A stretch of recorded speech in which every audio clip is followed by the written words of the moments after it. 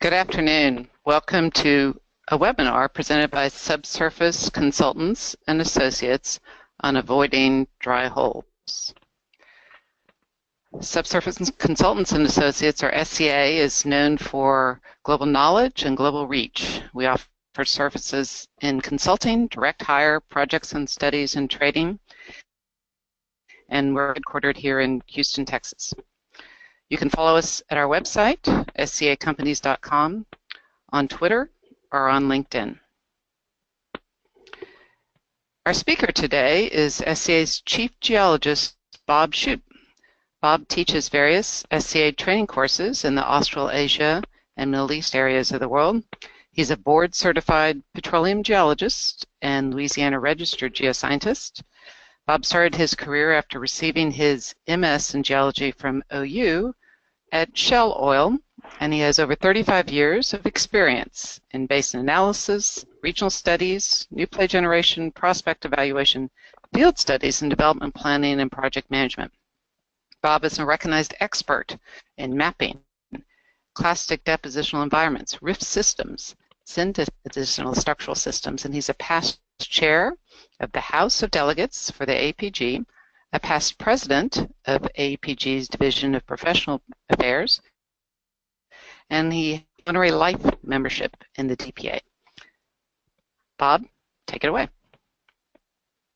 All right, thank you, Susan.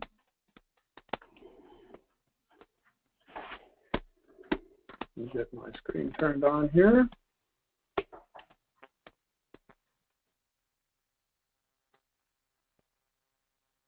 All right, before we start, what we'd like to do is take a quick survey of your age range for those listening in today, so we have a pretty good idea of who we're talking to. So I'd be grateful if everyone would come in here and select your age and submit that for us.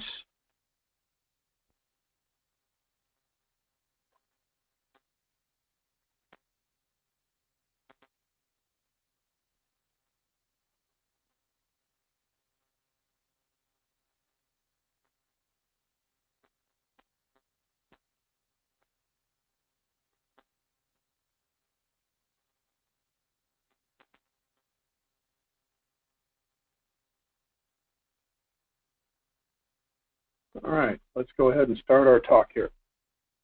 So we're going to talk about how we can avoid drilling dry holes or sub-commercial wells. So wells that are drilled on maps that are inaccurate are usually dry holes. So how can we be sure that we're drilling wells that are on maps that are accurate?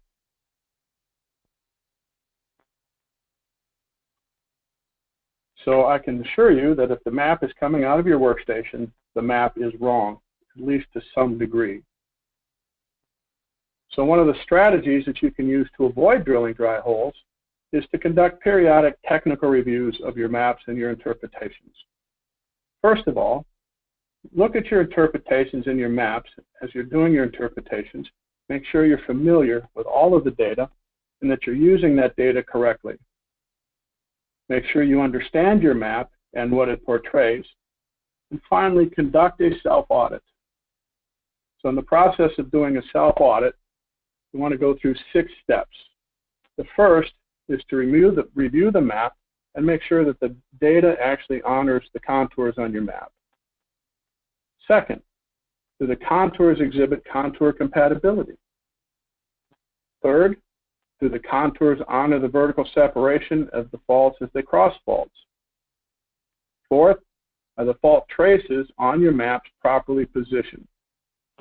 And fifth, does the map match the seismic?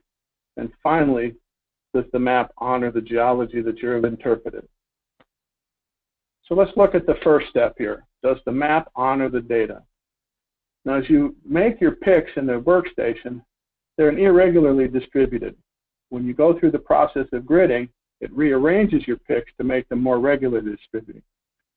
Once that is done, the computer is using your pick, or its picks, not yours, to finalize the map. Also, once you've got the map gridded and you select your contouring algorithm, you need to be aware that varying contouring algorithms give you very different looking maps, even from the same data set. So here's, normally when you pick your data, it's in the workstation with an irregular distribution. When you select your gridding option, the computer will rearrange that data and put it into a regular grid. So it's converting unevenly spaced data to evenly spaced data. Here's a map that was constructed from 3D data. We have 10 well penetrations, so we have a development here. And if we look closely at some of these wells, we can see that 7 of these wells do not match the contours that pass through the wells. And some of these wells are off by as much as 400 feet, which means that the slope of the contours here, shown on the map, are incorrect. And the reserves estimated from this map would also be incorrect. Once we've got the data gridded and we've honored the data, we still have to contour it. So if I look at this cross-section here, I can see a fold out of West Texas. Notice that the back limb of the fold is planar dip. And that's reflected then on this map here. Here's my crest of the fold, and here's the back limb of the fold showing nice planar dip. The same data set contoured with an equal spaced algorithm or a parallel contouring algorithm show a whole series of highs on the back limb of that fold. Those highs are not geologically real. And oftentimes companies drill those highs and they end up getting a dry hole. So how does that happen?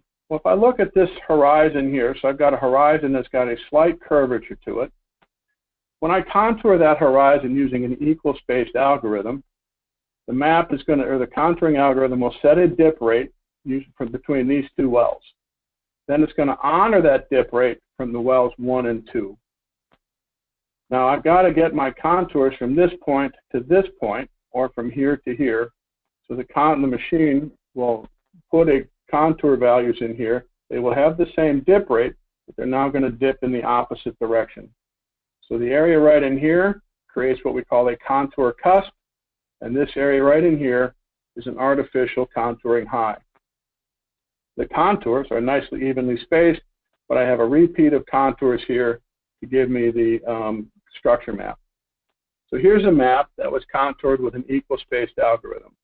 You can see that because the contour spacing is everywhere across the map is the same. We can also see that because the contour map exhibits what we call contour cusps. So that makes these 3 highs very suspicious. If I look at this high in particular, what we see in a cross-section is planar dip up to the crest and planar dip away from the crest. And that structure was drilled, and it was drilled as a dry hole. So we often call these highs on this map as a contouring option prospect. Be very careful when you see equally spaced contours, because many of your highs are just that. They're an option of the contouring algorithm. Our second audit step is make sure the contours exhibit contour compatibility. Most structures do exhibit contour compatibility.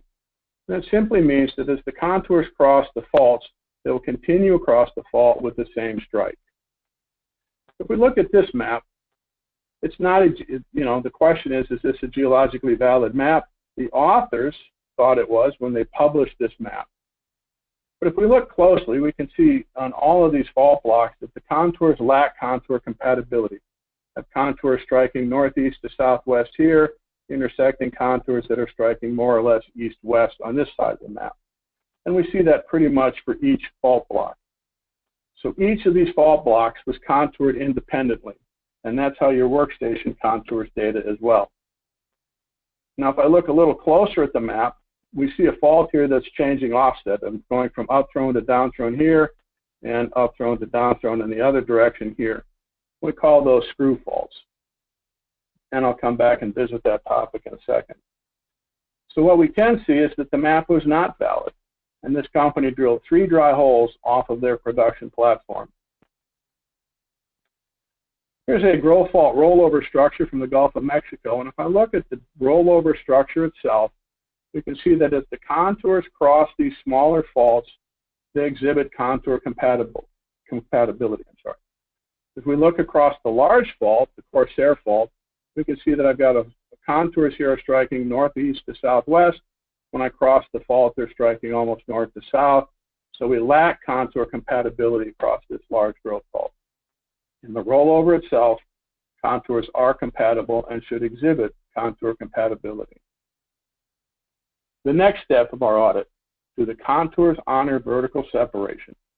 A vertical separation is the measure of the offset across a fault. It's often mistaken as throw. If we look at this map here, I've got a prospect here set up by this east to west trending fault. Company plans to drill a well right here. Now the map was generated from a really tight grid of 2D seismic, mostly with north-south oriented lines, and then a series of east-west oriented lines as well. So the map is of pretty good quality. Company went ahead and drilled that well, and it resulted in a dry hole. So SCA was called in to do the well post-mortem, and in just a few seconds of time, we were able to say that the map suffered a number of errors. First of all, it was geometrically impossible here with this curve fault, and geometrically impossible here with a curve fault. But neither of those faults impact the trapping fault. So the next thing we did was we looked at the vertical separation as the contours cross the fault. And what we see is that the fault has 225 feet of vertical separation here. That diminishes to 75 feet of vertical separation here. When I come over to this side of the map, I see that I have 250 feet of vertical separation. That diminishes to 75 feet of vertical separation. And the sense of offset here is from south to north, where over here it's from north to south. And right at the critical part of the trap, there is zero offset. So we call this kind of fault a screw fault. The reason we call it a screw fault is if I look at the offset of the contours here, I change the sense of throw along the fault just as if I'm putting a screw through the section.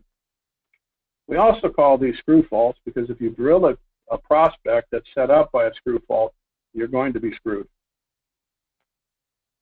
So what happened? Well, this was two separate faults. This was a down to the south fault. This was a down to the north fault. The interpreter, picking the seismic, put fault picks on his map and inadvertently connected them as one. This is a very common mistake when we're just using fault picks. Now this fault surface map could have been constructed. It's just a simple push of the button to connect after you've connected your fault sticks. And if you had generated that, you would have seen that you have a geologically impossible interpretation if you can't have a fault rotating through a single point right here. Now, it takes about 10 to maybe an hour or so to construct the fault surface map. The dry hole costs $5.5 million. So construct fault surface maps if you want to avoid dry holes. Often we confuse vertical separation and treat it as if it's throw.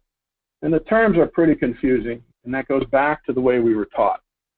So I've got a block diagram here. Let me draw a cross-section through that. And the orientation of the cross-section is such that it's perpendicular to the fault surface. So point A here represents where the horizon intersects the fault in the upthrown block. Point B is where the horizon in the downthrown block intersects the fault. So if I look at my various terms, A to C is the throw. It's the depth of the upthrown block intersection minus the depth of the downthrown block intersection. And it will form a right triangle when I look at it in cross-section. The term B to C, that is the heave.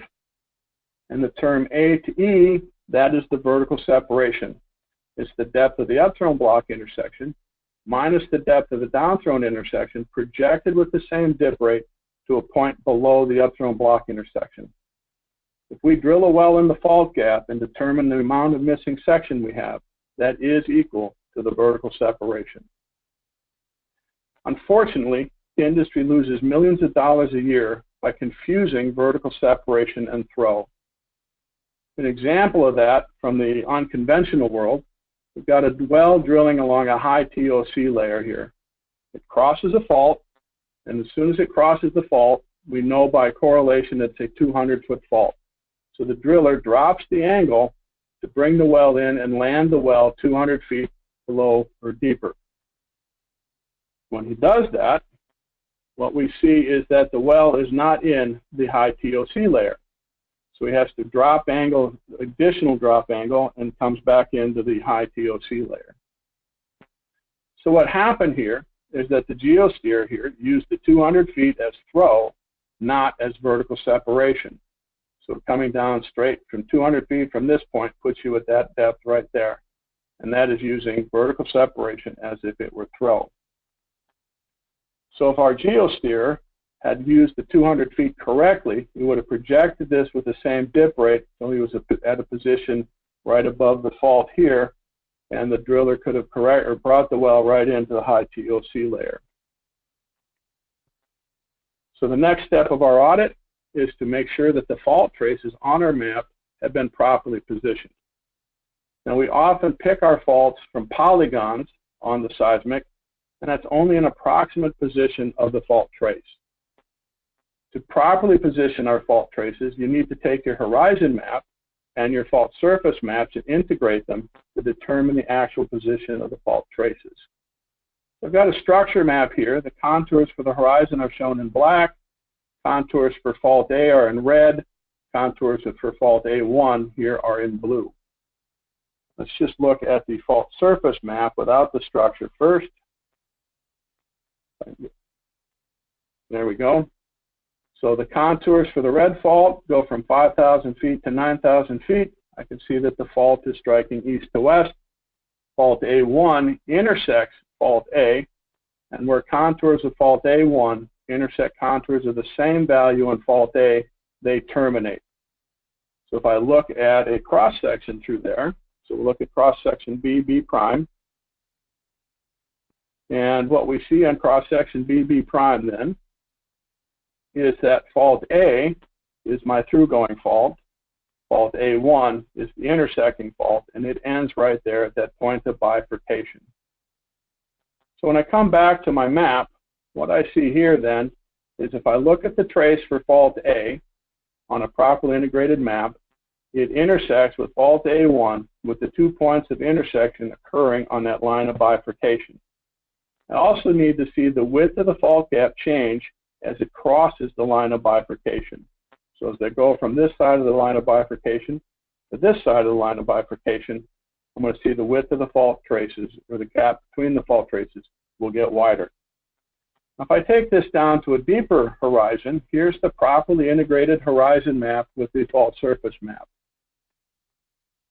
Now, a very common work practice is once we have a fault polygon generated for my shallower maps, there we go. So, and I migrate that with get my screen to catch up with you here. So here's the migrated position of that deeper fault trace. And you can see that the geometry of the fault trace at the deeper horizon does not match the geometry of the fault trace at the shallower horizon. That's because the fault here at the deeper horizon is crossing more structural relief than it did at the shallow horizon. Also notice we have a well in the fault gap here. We typically, when we're seeing wells in the fault gaps, we're generally confident that what's happened here is that the interpreters have shifted fault polygons as opposed to integrating their maps with the horizon, structure maps with the fault surface map. So a good way to avoid drilling dry holes is to take your horizon map and your fault surface maps and integrate them to define the proper positions of the fault traces. Next, partial step audit, or the self-audit, is to make sure that the map matches the seismic. And basically, you're going to look at the map and your seismic interpretations and make sure that the contours on the map are saying the same thing that the seismic pics in your interpretation say. Let's look at this map and this seismic profile right here. So on the map, I've got the green, or the pink, green, and orange faults. Here's the pink, green, and orange faults on the seismic interpretation.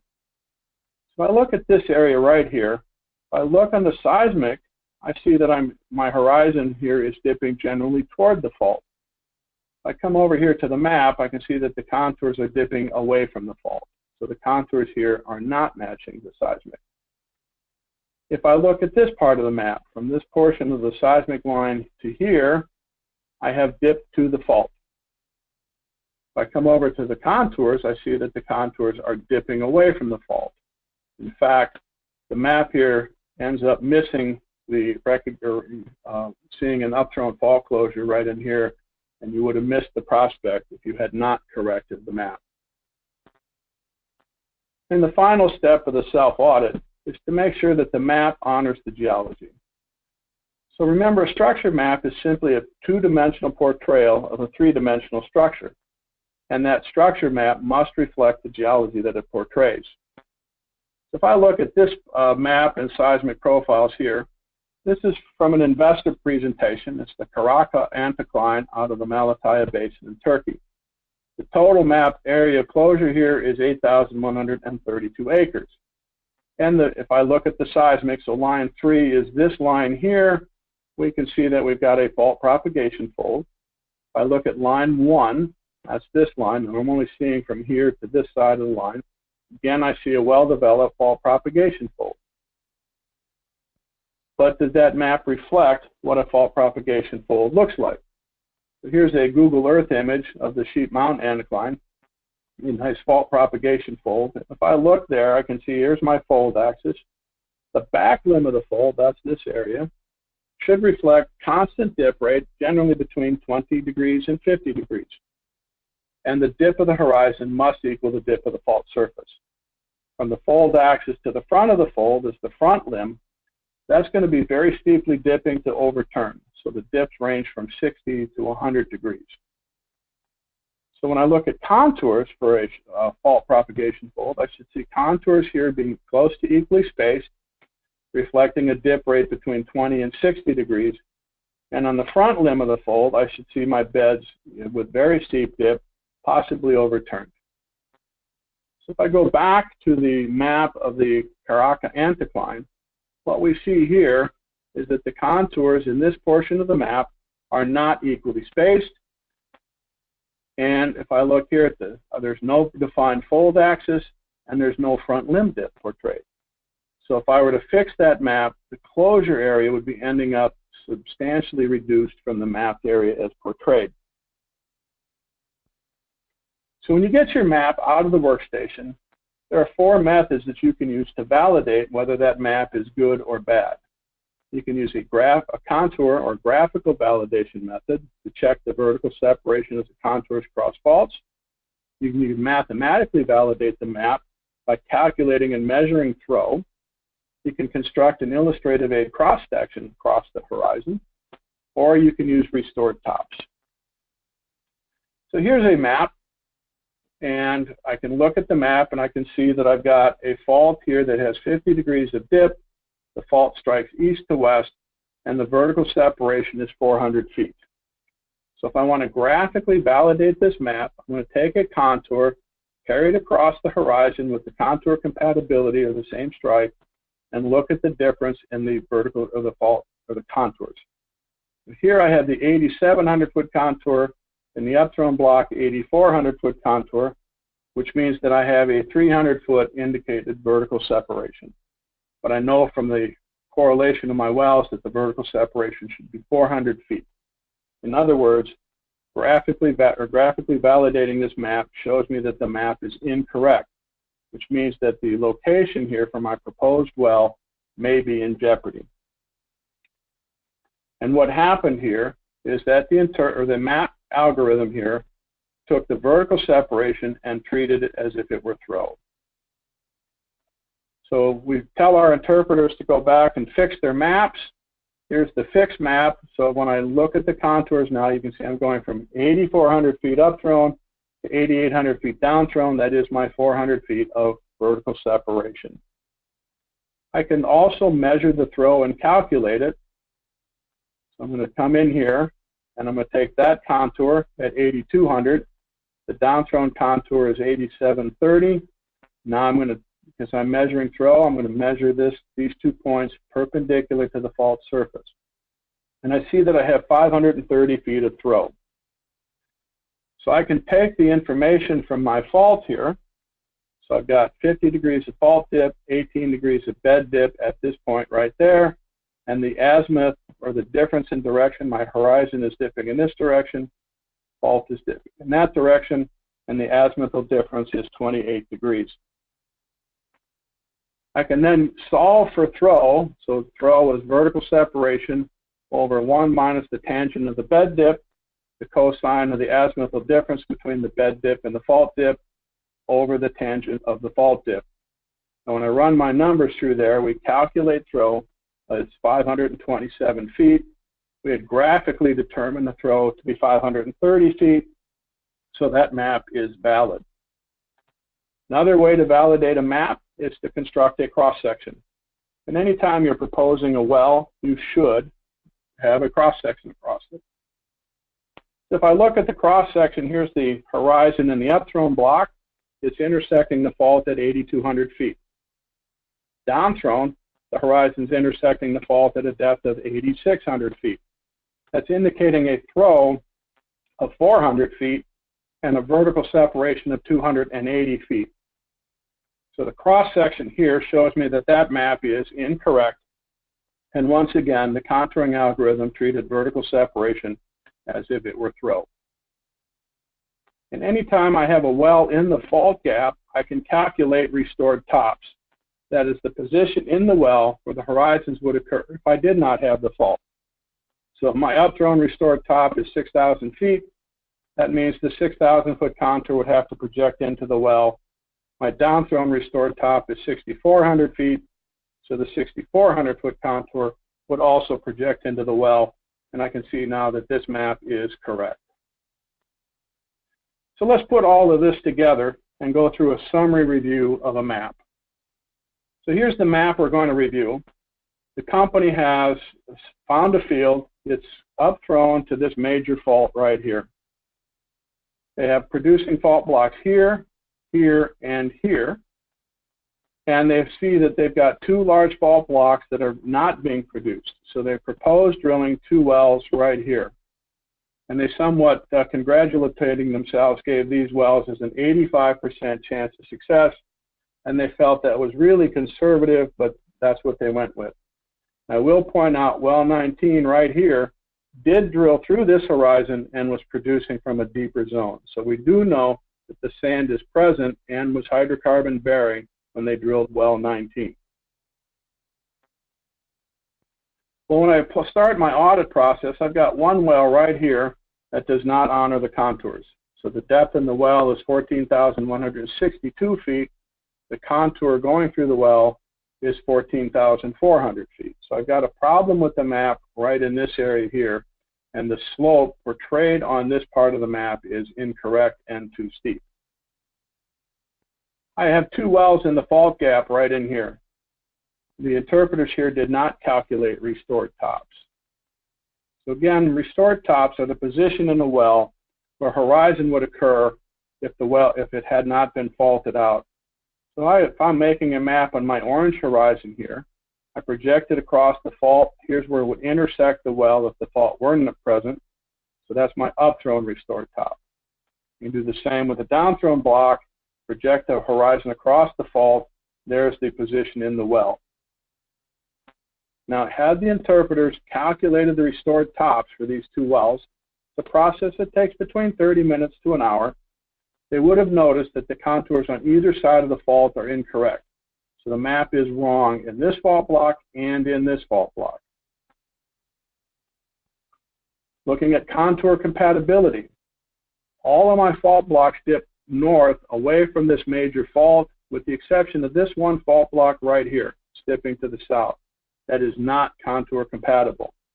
Also, if I look here, I've got contours that are intersecting each other as they cross the fault at a high angle. So we're lacking contour compatibility in here as well.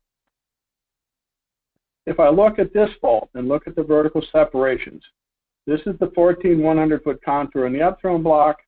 Here's the 14,100 foot contour in the downthrown block, which means right there I have 0 offset on the fault. And when I examine the fault further, I see that this is a screw fault. So the map is geometrically impossible through here. If I look at the fault polygons, I can see from the geometry of the fault polygons that the map is was not constructed by using a fault surface map and integrating that map with the horizon.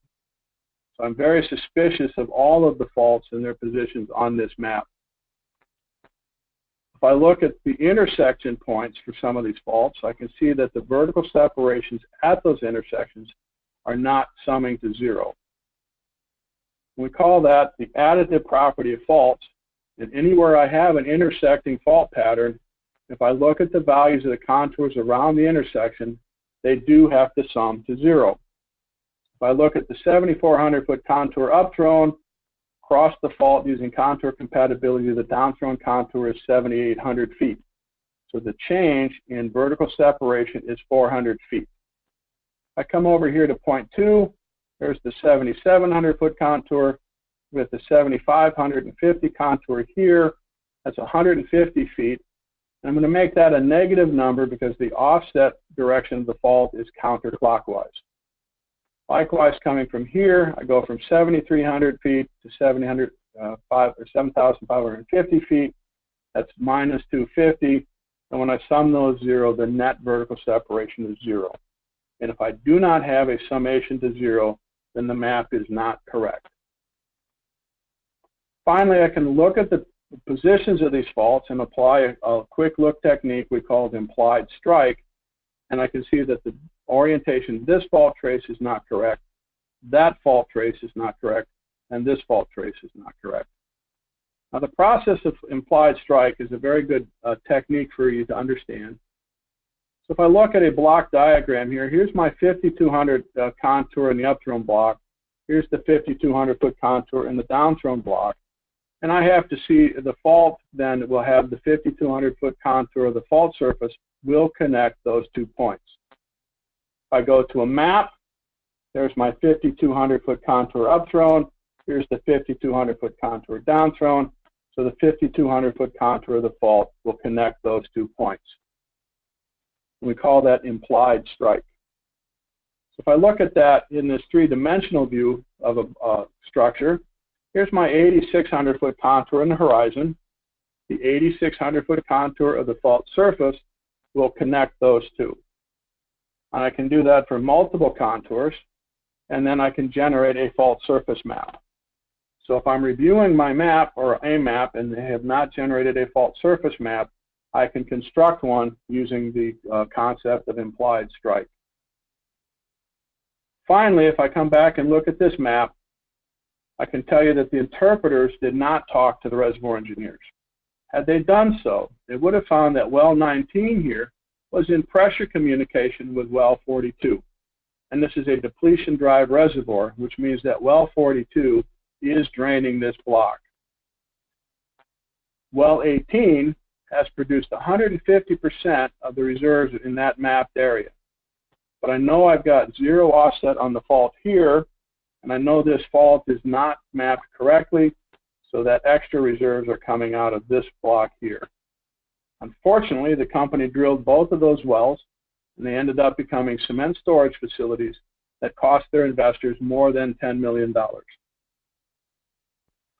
So again, the process is here for a self-audit. Make sure that the map honors the data. Do the contours exhibit contour compatibility? Get my camera turned on again here. Do the contours honor the vertical separation? Are the fault traces properly positioned? Does the map match the seismic? And finally, does the map honor the geology that you've interpreted? So in our workstation world, anyone can be trained to push the buttons. And button pushers are going to drill dry holes. What we need to do as workstations is interpret the data and make sure that the products coming out of the workstation reflect our interpretations. So know that you have to know the geology that you are interpreting. You have to audit your maps to ensure that they reflect your interpretation and that they match the geology that you have interpreted. And again, let me remind you, any map coming out of a workstation is going to have some mistakes and errors with that. Now, there's a lot of quick look techniques that you can use to avoid drilling dry holes and to audit your map. There are certainly far more than we can capture and review in this short webinar. So you can get from SCA the book called Quick Look Techniques for Prospect Evaluation, and that will cover a lot of the techniques that you can use to validate your maps and interpretations. You should be familiar with all of those and apply them. Or you can take our Applied Subsurface Geological Mapping class. This is a one-week class that teaches you most of all, or not all, of the methods and techniques that you need to make sure that your maps are valid and that they're three-dimensionally possible in the first place. So that ends my portion of this webinar. I would suggest that you go to our website. You can look at our training courses here. Some of these habits are summarized in our series of blogs on the 10 habits. So you can go there and also get some more information. And with that, I will close. And I think Susan's going to come back. And Thanks, we will also be mailing you a survey, and we'd ask that you fill that out for us so we can see how useful this webinar was for you. Susan? Thanks, Bob. We're now open for questions, and I'll remind all our listeners today that they are muted. So to pose their questions, they can either use the raise hand feature in GoToMeeting, or they can post comments and observations in the chat feature. The results, while we're waiting on those to start coming in, the results from our early poll today shows that we have a good spectrum of different experience levels in our group today. We have about, looks like 19% fall into the young professionals category. We had about another 19% in the 36 to 35 age range, 23% in the 46 55 years range, and 39% are over 56, so quite the good range there. And you're welcome to ask any questions via chat or using the question feature. So we have a question here. It looks like it's really more of an observation. Thanks very much. All the young staff should be aware of these techniques. So you're getting some applause from the audience. Bob, I know we said that you teach in the Australasia and Middle East areas of the world, but you're actually here on the western side of the world this week. So glad that you're not having to do this webinar in the middle of the night. Some of the courses that you teach include applied subsurface geologic mapping, mapping and interpreting clastic reservoirs, QC techniques for reviewing prospects and acquisitions, quality assurance and quality control skills for subsurface mapping, and also petroleum resources and reserves, an overview of recommended geologic practices. So thanks for that. I know you have some of these classes scheduled over there in Kuala Lumpur, and you also teach here in the western side of the world. If anyone has any questions or observations, they're welcome to use the question feature in GoToMeeting or use the chat feature. So far, not too many questions coming in.